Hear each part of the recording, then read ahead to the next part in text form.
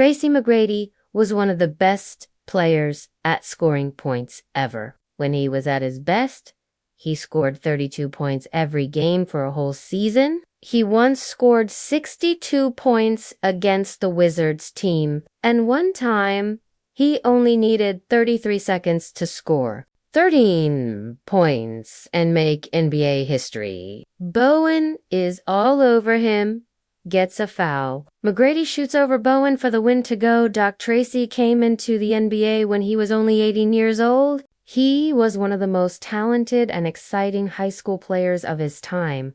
But guess what? 8 teams said no to him. How could that happen? Well, the 1997 draft is still remembered as one of the craziest drafts in NBA history. You had lots of teams trying to lose games on purpose to get the best power forward player ever. The Celtics had 2 good picks and still didn't get anyone good. Some players were amazing at first but then got worse. Others never became as good as people thought they would be in college. And a few players like Chauncey Billups played for 5 different teams before becoming an All-Star and Hall of Fame player.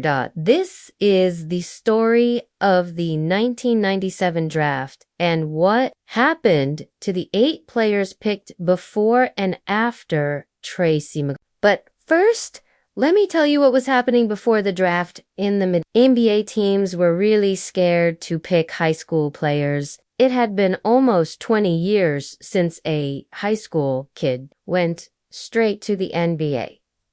So it was a huge deal in 1995 when Kevin Garnett made the jump. KG was 6 feet 11 inches and got picked 5th by the Minnesota Timberwolves. Even though he became the star, today. His first-year numbers weren't very good, just 10 points and 6 rebounds per game. The next year in 1996, Kobe Bryant entered the draft. The Hornets picked Kobe Bryant from Lower Merion High School. Jerry West was amazed by his skill, talent, and attitude. Watching him work out was ridiculous. It was like a grown man playing against little kids. But Kobe still fell all the way to the 13th pick. He also had a slow start, playing only 15 minutes per game his first year, so 2 most general managers and NBA teams. Picking high school kids was risky and would take a long time to pay off.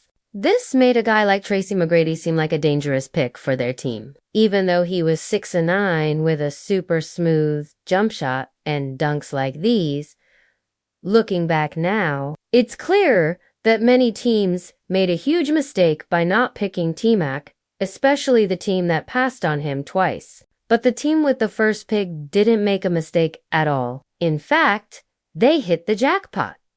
The San Antonio Spurs picked Tim Duncan from Wake Forest University. The first pick in the 1997 draft belonged to a team that hadn't won much before, the San Antonio Spurs.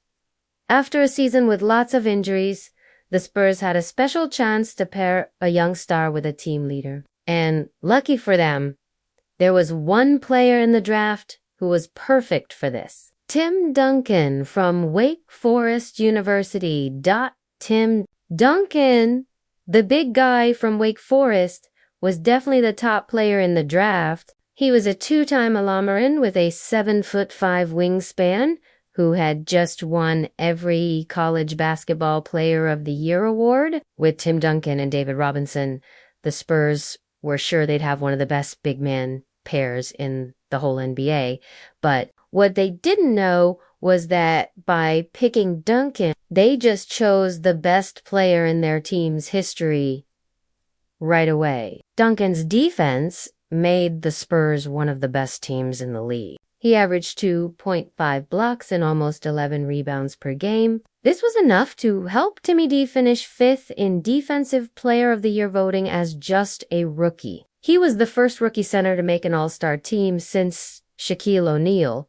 In fact, no rookie since Larry Bird had made the All-NBA first team. And Duncan did that not just his first year, but the next 12 seasons too. He also made the all-defense team each of those years. Believe it or not, with Duncan, the Spurs made the playoffs for 22 straight years. And over those 22 years, Timmy D fought against some of the game's most legendary teams like the Thunder when they had 3 MVP players. Duncan had a mismatch with Jackson and gets the role when Duncan was already 38 years old. Duncan across the lane. What a pass to Duncan.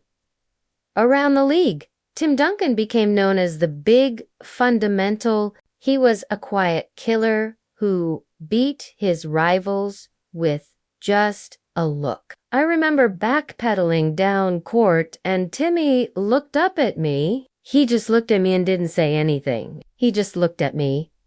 Over his career, he won 5 NBA championships and got 3 Finals MVP awards. Duncan is not only seen as the greatest Spur ever, but also probably the greatest power forward to ever play the game.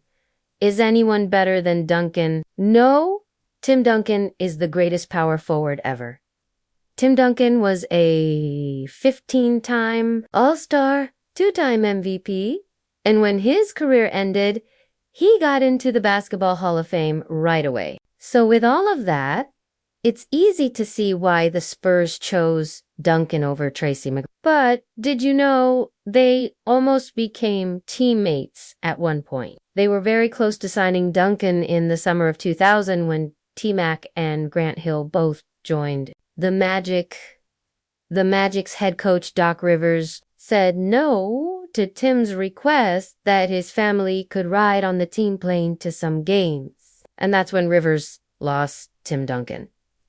Anyway, on to the second pick. With the second pick in the 1997 NBA draft, the Philadelphia 76ers picked Keith Van Horn from the University of Utah.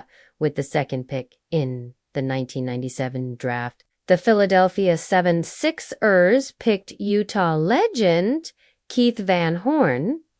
Keith was a 6'10" shooter who was named to the first team all 4 years of college, making him the obvious choice for the second pick. But there was one small problem. During his interview before the draft, Van Horn told the Sixers he didn't want to play for them. He said the team lost too much and he wouldn't fit well with their scoring star, Allen Iverson, because of this. Van Horn refused to try out for the team and told them to pick someone else, which is exactly what they did on draft night. They traded Van Horn to the New Jersey Nets.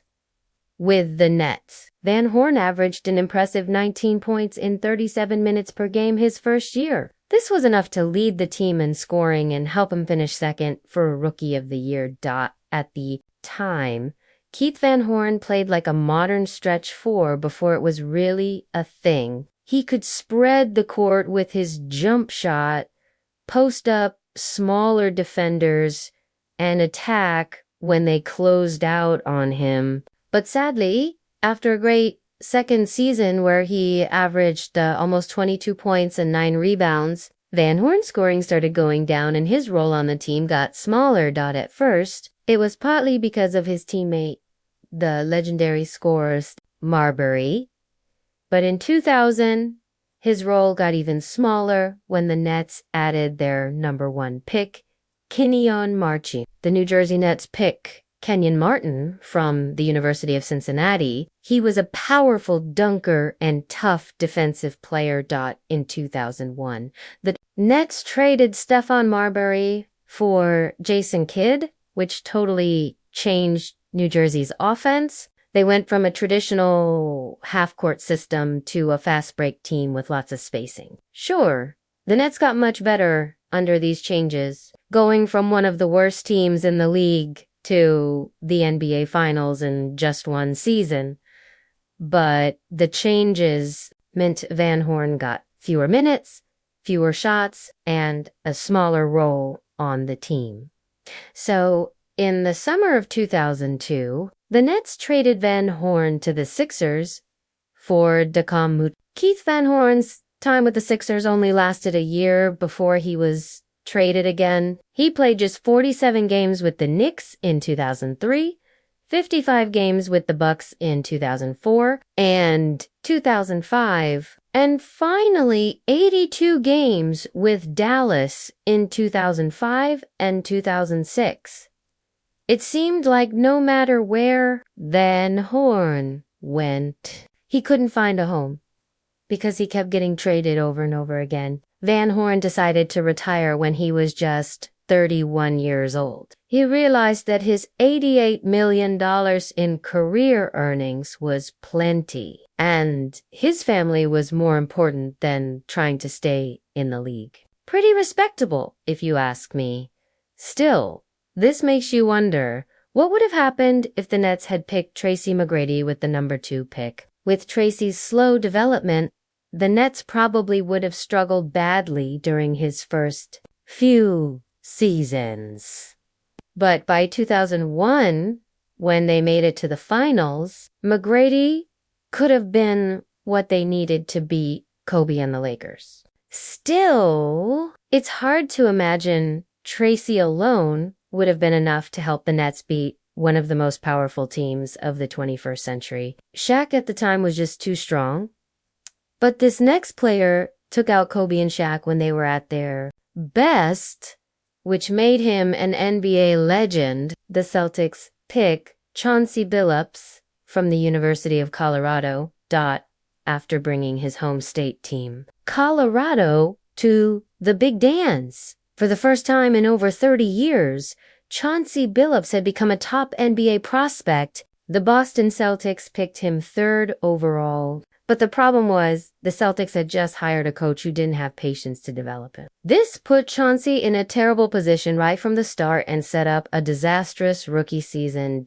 In different interviews, Coach Rick Pitino openly said he didn't know how to use Chauncey in his point guard heavy lineup. He forced him to play as an undersized shooting guard, a position that completely wasted Chauncey's amazing passing ability. Because of this, Pitino gave up on Billups just 5 games into his rookie season and traded him 50 games later.